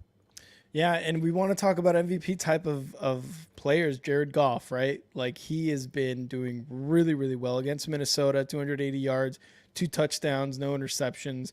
He was sacked 4 times, but that's what you're going to get with a Vikings defense, right? Like Jared Goff, since he's been traded to the Lions, has been awesome. Yes, the Rams won a Super Bowl with Matthew Stafford, and I'm sure Jared Goff again is still kind of looking at that like, God damn it, it could have been me, right? But he got close last year. The Lions are just inching towards NFC domination. They're inching towards being the NFC representative in the Super Bowl. And after what's been going on with the 49ers this year, they probably are going to be the NFC representative for the Super Bowl. I really, at this point, I'm not doubting it one bit. So Jared Goff doing really well. Jahmyr Gibbs had a fucking game. What was it? 116 yards, 2 touchdowns. He totaled 160 yards in the game, including receptions. Amon-Ra St. Brown had 112 receiving yards. And again, this was without Aiden Hutchinson on the defensive side. They sacked Sam Darnold 4 times on the defense, from Trevor Nowask on the final play to pretty much seal the game. I think I was laughing at that point because Sam Darnold was back to pass, and I think it was a 4-man rush. They loaded one side, no, like zero type of movement from the line. Sam Darnold went back to pass and just gets sacked. And it was like, did you guys not see the loaded defensive line on the right side? Like, what are we doing? So to end that game was hilarious, like that. But credit to the Vikings, because while they were 5-0, 6-0, whatever it was, a lot of people, I feel like the attitude towards the Vikings was, yeah, but they haven't really played an elite team yet. And then they played the Lions, and it wasn't a bad loss. It was 29-31 on the last minute field goal, or I'm sorry, on a field goal by the Lions, and they had 1 drive left. Like, not bad on the Viking side. That defense, though, they tried to they got to Jared Goff in terms of like mind games, how they did to CJ Stroud. Didn't work. Jared Goff was able to throw for almost 300 yards and a few touchdowns. So again, the Vikings, credit to them. The funny thing is, the Vikings undefeated through week 6 into week 7, lose to the Lions, and now are second in the division. That's how good that NFC North is, and it sucks for Bears fans. Hey, welcome to my life. Yeah, that's Chiefs. True. That's true. There's always going to be the Chiefs just winning every game. It's like, you can't catch up to a team that refuses to lose. Yeah, exactly. But yeah, man, good game by the Lions. Like I said, not their best game. It just shows how good they are. They came out slow, down 10-0. I was wearing purple underwear, and I changed them. I changed my underwear. I was like, do I have any other underwear here? I was at Mary's house, and she handed me the only other pair that were folded in her closet. They were blue. And I said, those will do. Those will do. You were wearing her underwear? Dude, you're weird. No. All right. Next up.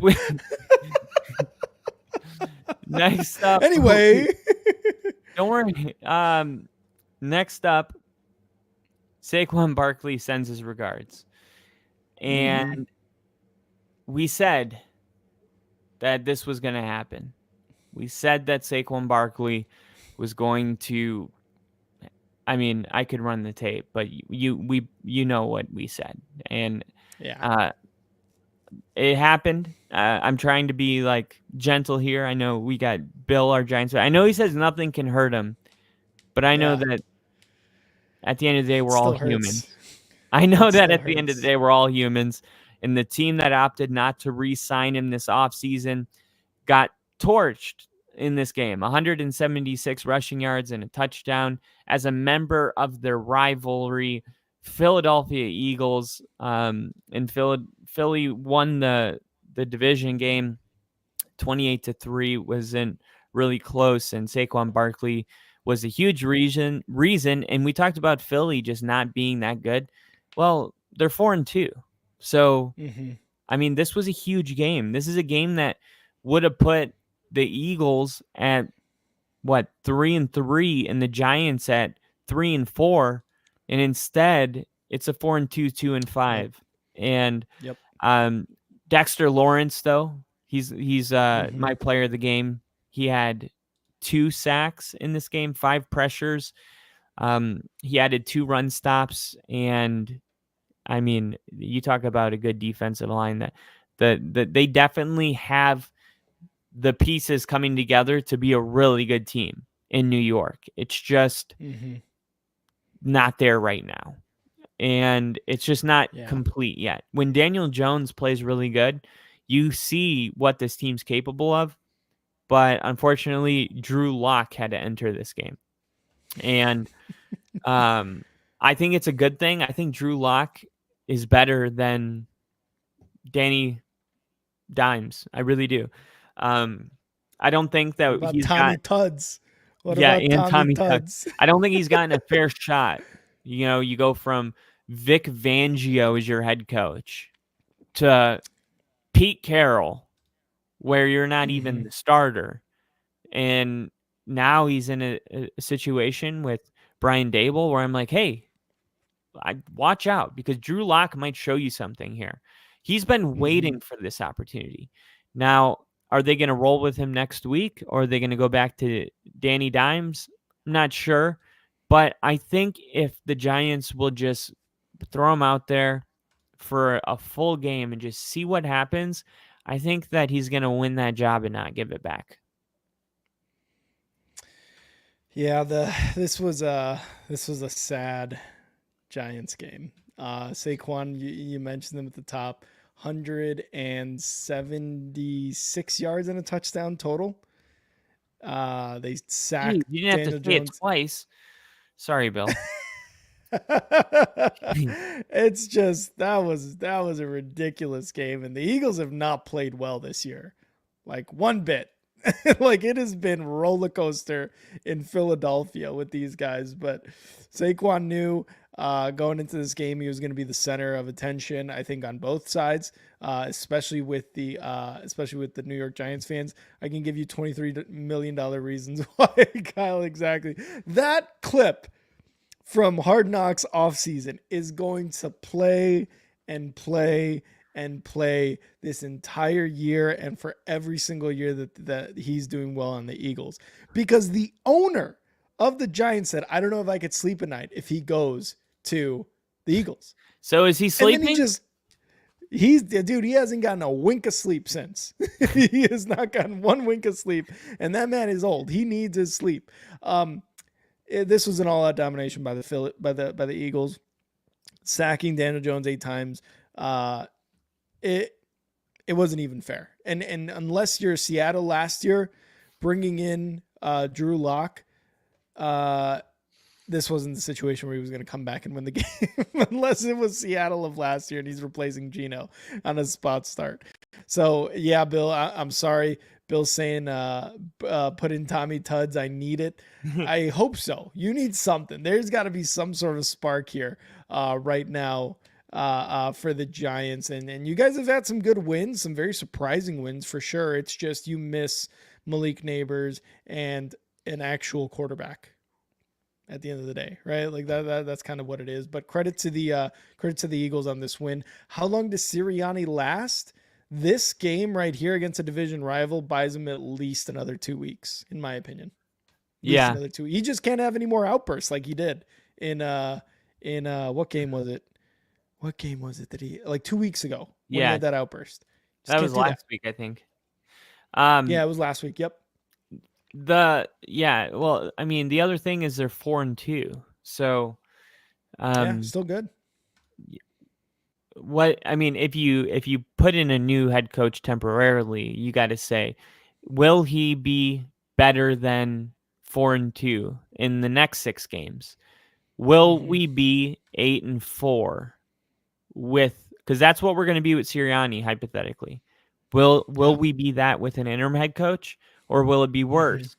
And I don't know if Vic Fangio's there. He's got head coaching experience, but not a proven winner. So I think as long as they stay, 2-3 games above 500, they're just going to have to ride it out. And then maybe at the end of the season, be like, okay, Do we want to make a move? And maybe it's one of those where no one gets fired, but they agree to they've agreed mutually to part ways, with like a 10 and, maybe a 9-7 record, 9-8 record. They agree to part ways. I could see something like that happening, but we'll see. You're right, though.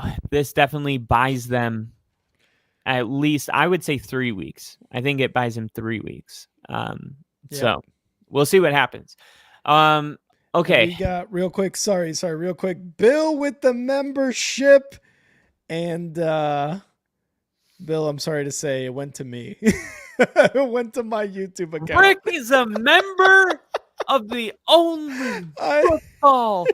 Bam! Rick comes here. Oh, Rick. Thank you, Bill. He's here. I love when it goes to someone that actually shows up here. So that's true. It is great to have it to somebody who actually shows up to the stream, is a part of the actual Only Football podcast, and does the work. So congrats to me. Good job, Rick. I did a lot. I worked my ass off, Bill. Thank you for the membership. But sorry. Let's go. All right. The Los Angeles Rams get the win over the Raiders. Not much. I don't have much on this game. Matthew Stafford struggled. 53.8 PFF passing grade. Still pending a final review from PFF, but the Raiders just couldn't get anything going. Their passing attack is just awful. Aiden O'Connell had an injury. Gardner Minshew came in and went 22 for 46, 222 yards, 2 turnover-worthy plays. And with the clock under 3 minutes, Antonio Pierce decided to kick a short field goal after a goal to go stop by the Rams, and it wound up costing the Raiders, and that was the end of the game. But the Rams end up winning 20-15. I don't feel different about any of these teams right now. I could actually just move on from this, and I feel like I wouldn't be letting the viewer down. No, absolutely not. Aiden O'Connell, Gardner Minshew, fucking throw in Daniel Carlson at quarterback. He's the only one who's getting any offense going. He had 5 field goals. The Rams defense came through in this game. Cameron Curl had a fumble 6. Jalen McCullough came up with 2 interceptions, 1 to seal the game. It was a Rams defensive win. Yeah, there really not much else on this. Like Kyle said, like there's zero feelings of difference here on either side. Raiders are in a very, very tough spot in terms of quarterback decision, and they're already expected to draft Shedeur Sanders, and we'll see how that goes. We don't know if they're going to, if they're not going to. But yeah, Bill, Aiden O'Connell, I think, is out with a thumb. He was forced to play after an injury, and he was nothing short of a disaster. Yeah. Minshew had 3 interceptions. So I don't know what they're going to do in Las Vegas with their quarterback. They're looking at the draft. They're going to get rid of Crosby. They're probably going to start trading some players and getting some draft capital. But yeah, that's pretty much the game in a nutshell. All right. This is my surprise game of the week. The Commanders, 40. The Panthers, 7. I put in a bet right when Jaden Daniels went down for the Panthers because they were like, the spread was at like plus 17. And I'm like, without Jaden Daniels? Yeah, right. And Marcus Mariota looked awesome. Like, he looked good. I just could have never imagined that Marcus Mariota would have looked this good. 18 for 23, 205 yards, no interceptions, 2 passing touchdowns, 2 big time throws, no turnover worthy plays. They had 0.448 EPA per pass play. That's really impressive. The second best single game mark of Washington's season so far. Fans are going to be able to, I guess, be confident that if Jaden Daniels is going to be sidelined for a week or 2 weeks, that Washington can maintain this level of play, which I think is shocking. And that is why I say this is the most shocking game of the week for me. For Panthers fans, Andy Dalton, bad pick six to open the game. Then he threw another pick at the end of the first quarter. But that one was clearly just a miscommunication between him and the receiver. He finished 12 of 17 for 93 scoreless yards, and then Bryce Young took over to complete the game. Just a bad day for the Panthers. And, that happens sometimes in the NFL where you just get embarrassed. It doesn't happen all the time, but this was definitely one of those games where the Panthers were embarrassed. Washington could do no wrong, and the final product is a lopsided victory for the Commanders. And real quick, I want to answer this question by Crafty. Will Canales even last one season? I think so. I think Tepper's realized now kind of where he's gone wrong in terms of hiring and firing. So I think he's going to last a season. Next season, I don't know. I have no idea, but I think he lasts this year. The Panthers defense also saw firsthand what happens when your quarterback is replaced by a veteran who has been in the league for like a decade and just plays extremely well. Marcus Mariota, Andy Dalton, Nick Foles, Boyle, like all these veteran quarterbacks who come in and are backups, even Gardner Minshew last year, Flacco this year, they are good for these spot starts and just doing incredibly well in them. Like they are very good. Joe Flacco is an outlier because he was really good all of last season. And even this year, he's done really well. But there are guys in this league who just come in for a start and they look good. Now, this is credit to Cliff Kingsbury and that offensive coordinator for being the offensive coordinator in Washington because he made Marcus Mariota look good. Remember, there was a few games back when he was the starter in Atlanta where we were like, "Ooh, Marcus Mariota looking good." This is what you remember for, this. Man. I don't, but this was we were saying it. Well, there was a conversation going on. There was like 3 games where we were like, Marcus Mariota is running the ball and he's passing it. Like the Falcons are winning games or losing games by like a score or less. It was a crazy year. But Marcus Mariota is good for this. And I don't know what the future holds for Jayden Daniels moving forward. It's week to week right now with a rib injury. His mom apparently tweeted saying he's fine. So he may or may not start the game against the Bears. And I think America as a whole is going to lose out on the 1 and 2 picks going into that game. But to be honest, any edge we have as a Bears team for wins, cool. I'll take it. Is Jayden Daniels not playing? Sick. I'll play against Marcus Mariota all fucking day. But the Panthers just put in what's his name? Their quarterback, their number 1 overall pick quarterback, Bryce Young. Just put him in. Bryce Young. Okay. Yeah, just put Bryce Young in. What have you got to lose at this point? Is he gonna look like shit? Yeah. Does Andy Dalton look any better? Not in the last 3 weeks. But yeah, we can move on. All right, the Kansas City Chiefs get the win over the Niners. Man, Brock Purdy looked awful. He had 3 interceptions, a 54.8 completion percentage. I mean, this was such a terrible game by the 49ers, and the Chiefs get to continue to be unbeaten. And this is the thing. I watched this game. I streamed the whole thing. Mahomes, he had very few passing yards. He threw 2 interceptions. It's not pretty. It's not pretty. No, it's not dominant either, but it's led to a 6-0 record. And I don't know what to say about it. I still don't feel like the Chiefs are that good of a team. It's weird. The 49ers are below 500.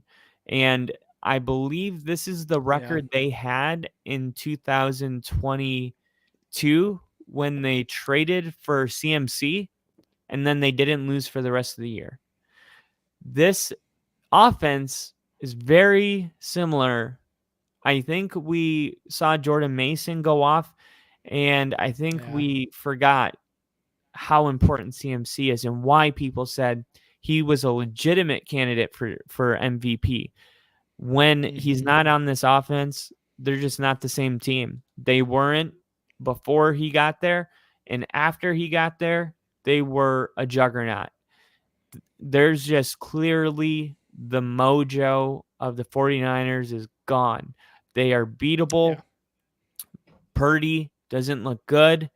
Now he's still like, I mean, this was just one game. He looked good like before this. Like he's like, nobody's questioning if he should be the starter. That's not what this is. It's just the 49ers were a Super Bowl favorite for 2 years in a row, and now all of a sudden, even with all their players on the team, they've lost it. Now they lose Ayuk, and Brandon Ayuk is done for the season, I think.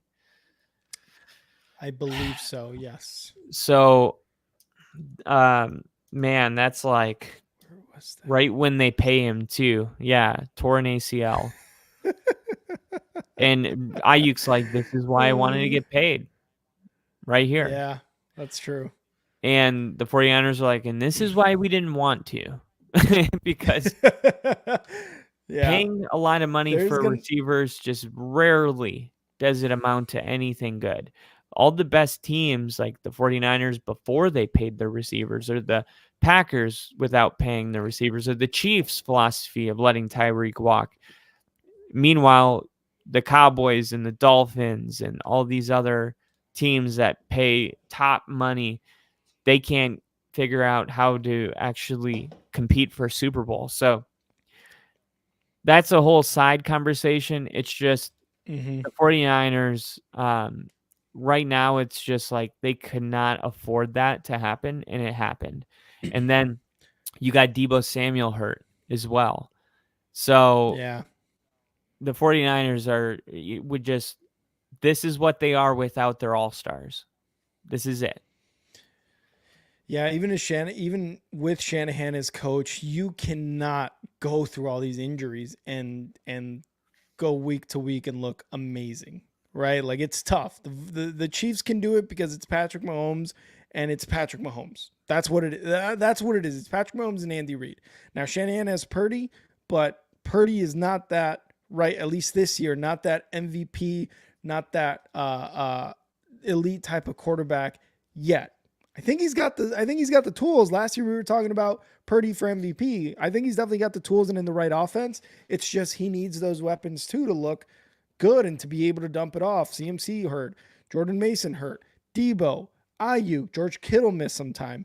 You've got so many injuries across the board right now, and it sucks to be a 49ers fan. So it sucks with all these injuries, and that's what happens some years. The Chiefs, like you said, it doesn't look good on the offensive side, but Kareem Hunt is a very pleasant surprise. Patrick Mahomes is running people over in the end zone.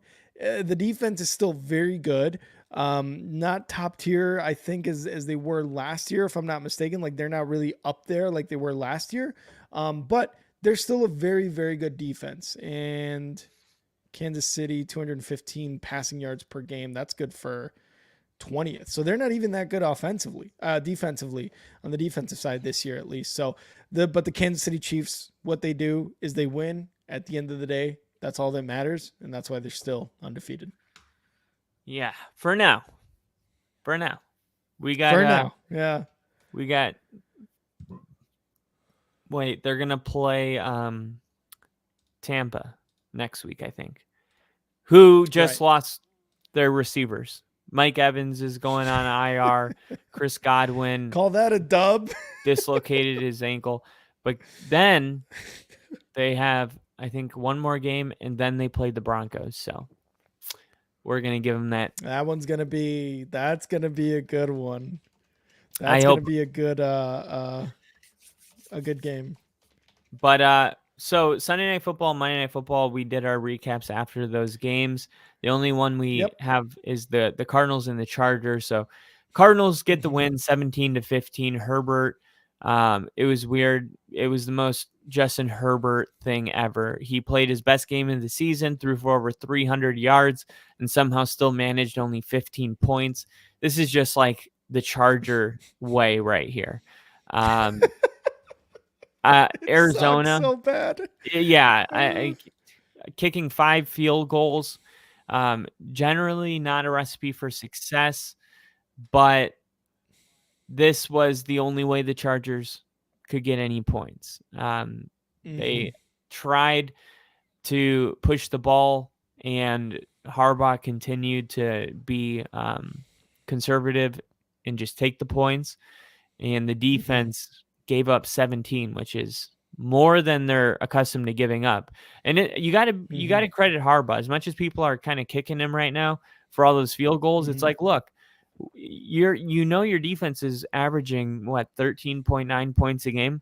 So as a head coach, you're like, if we just take the points every single time, by the end of the game, we're going to have more points because of our defense. You got to know the type of team you have.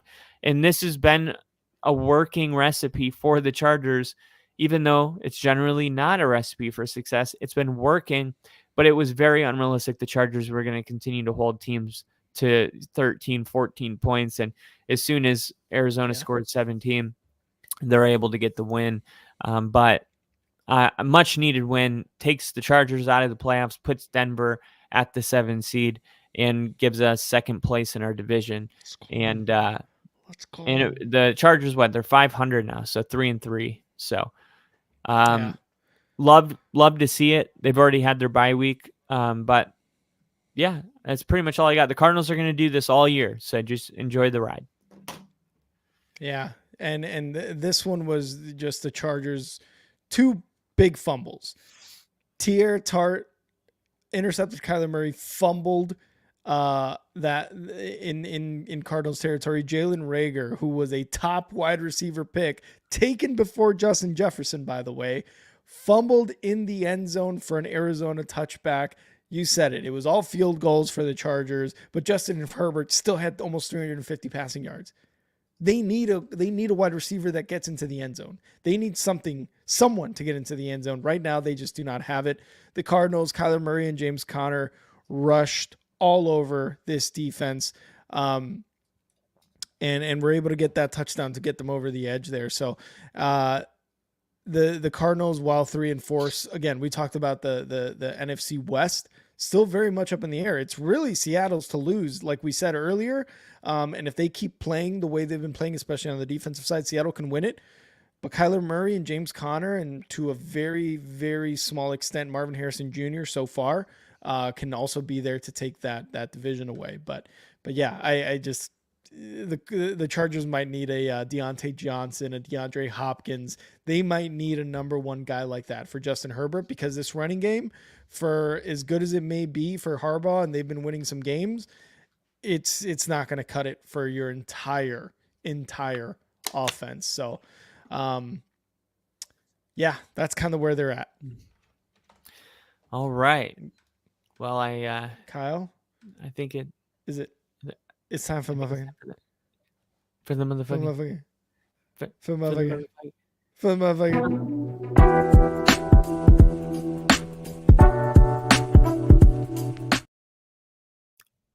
Welcome to the Chives with Kyle. We talked about Alvin Kamara potentially being sold to another team after the Saints pretty much season feels like it's over.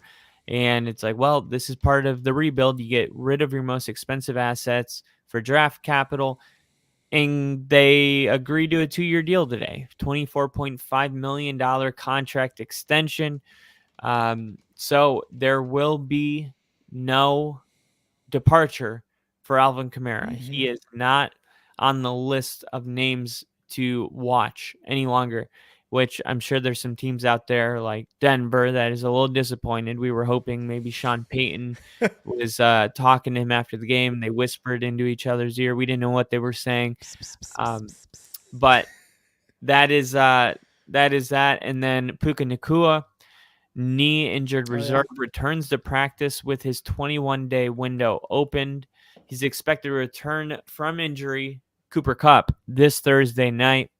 And then Puka Nacua will be here in 4 weeks. But those are my chives today. 2 big stories. And congratulations for Alvin Kamara. And then the very last thing, the top 5. We do our own top 5. In we're going to be doing that tomorrow, but I want to tell you the NFL, the Bears are right now at 11 in the NFL's top 5. That's up 2 spots. In the Broncos, Rick, they're at 12. Let's go, baby. The Broncos and Bears are the same team. We are always connected. I just can't believe it. I was like, look at this. Go ahead.